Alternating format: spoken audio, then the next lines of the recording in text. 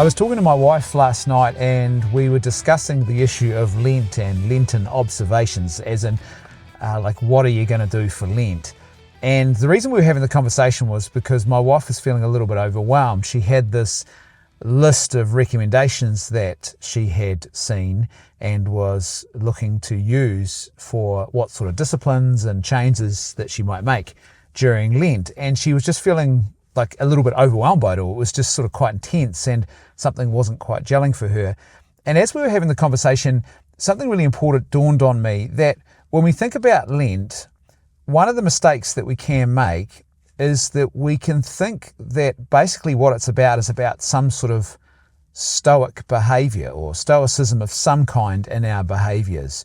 Or perhaps we can think it's about asceticism, just asceticism. But in actual fact, Lent has a very specific focus, and it's not about being stoic, and it's not simply about asceticism.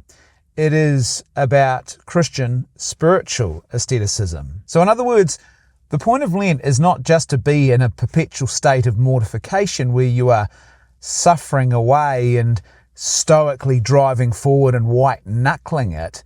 And it's not simply a matter of just adding a whole lot of disciplines into your life for this period leading up to the greatest feast in the Christian liturgical calendar every year, the celebration of the resurrection of Christ on Easter Saturday night or Easter Sunday, depending on when you celebrate it. Instead, the focus of Lent is really about our spiritual life, and in particular, the focus should be about drawing closer to Christ.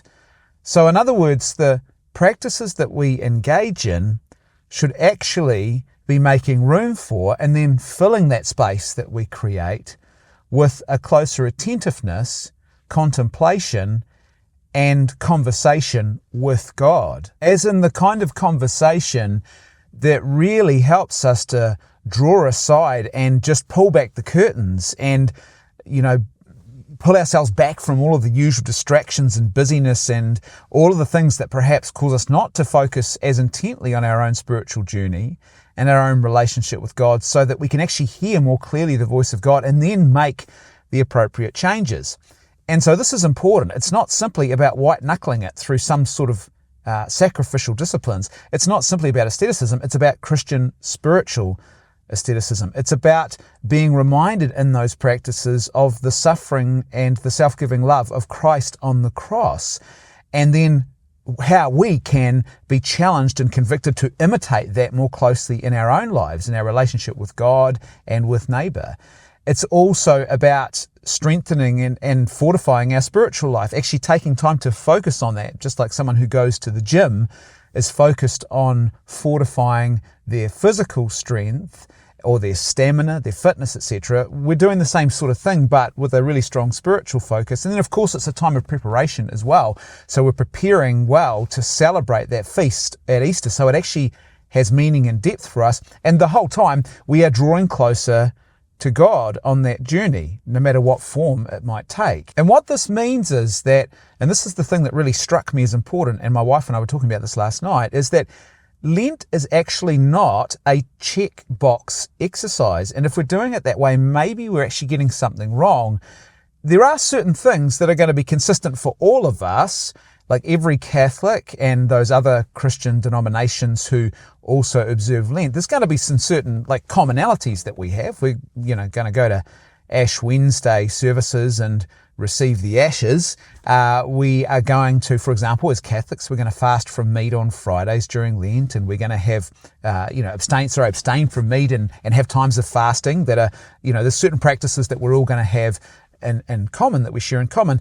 But then as far as things like spiritual disciplines go and self-sacrificial commitments, the things you might give up during the Lenten period, that really, I think, needs to be more personalized and focused. And the reason being for that is, and this is why it's not a checkbox exercise, is because what might be a spiritual discipline for someone else that would really bolster and grow and nurture their spiritual life and their spiritual well-being is not going to be a spiritual discipline for you. What might be a profound sacrifice for somebody else is not actually going to be necessarily a profound sacrifice for you.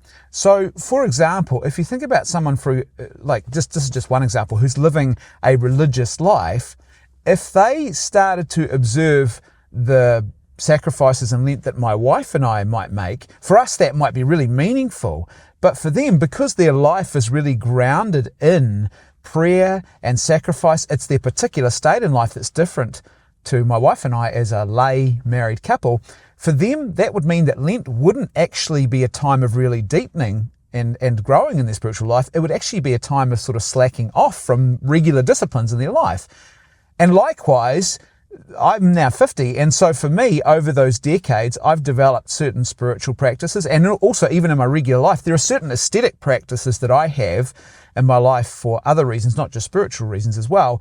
So if someone else was to perhaps copy what I do, or I was to copy what they do, it wouldn't work. For me, it might be actually not as effective. So when I think about something like fasting, because I have a lot more fasting in my regular life, I need to think a little bit more carefully about what that means for me personally during Lent, because it's not going to be the same for somebody else. And likewise, there will be other lay people who are at a much more progressed stage in their spiritual life than I am, for example, and for them, the disciplines they have, if I was to just adopt them as a checkbox exercise, they would actually start to undermine Lent for me, because I would be so obsessed and so distracted by the trials and the challenges of what I was actually undergoing that it wouldn't necessarily be helpful for me.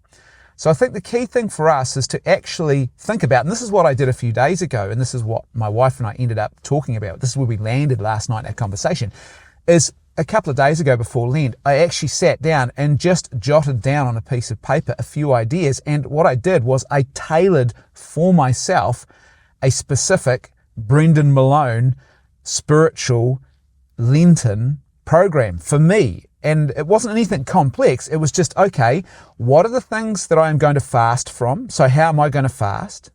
What are the things that I'm going to add as extra, prayer, reflection, spiritual disciplines that I'm currently not doing? So I might add some stuff extra. What are the things that I'm perhaps going to bring into my life?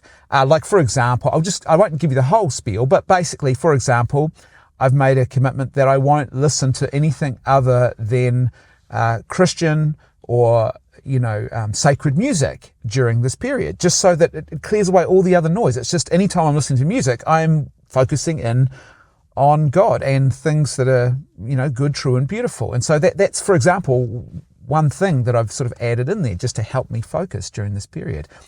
I've thought about things like some of the things I've given up. There's some specific food related issues, but then there are other things as well that I'm fasting from that are not food.